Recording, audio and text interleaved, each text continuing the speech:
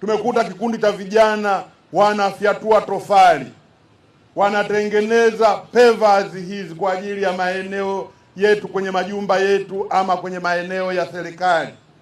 Vijana wale wamepewa mkopo na mwisho wa siku wamenunua gari, wamepewa gari ile tunayoiona pale.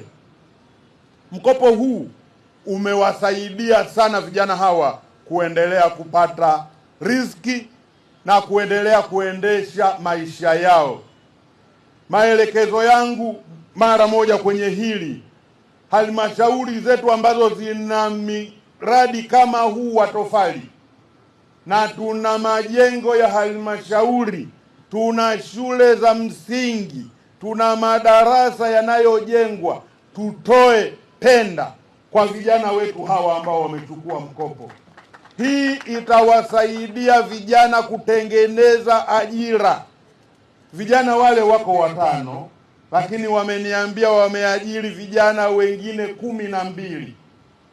Maana yake tayari wameshatengeneza ajira kwa vijana wenzao 12 wengine. Lakini kuna kikundi kingine pale ambacho nimekiona kinapewa kazi za kusafisha barabara. Niwashukuru sana wenzetu wa TANROADS, niwashukuru sana wenzetu wa TARURA kwa kuwapa kazi vikundi hivi. Nielekeze tena kwa ndugu zangu wa TARURA kwenye mikoa mingine, kwenye halmashauri nyingine, kwenye wilaya nyingine, hakikisheni kwamba kazi hizi ambazo zinahusisha utaalamu kidogo lakini nguvu kazi, tunaziita labor based, wapeni vijana kwenye kampuni zao hizi ambazo au magrupu yao haya ama vikundi vyao ambavyo tayari wameshavisajili. Kikundi kingine nimekiona hapa cha vijana hawa wanaonunua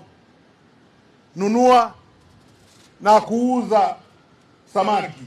Nimemnunulia mheshimiwa mbunge kaka yangu Makubeli ngisi, wanasema ili leo akale, lakini maana yangu ni kwamba bwana, wewe usiwe unaenda baharini.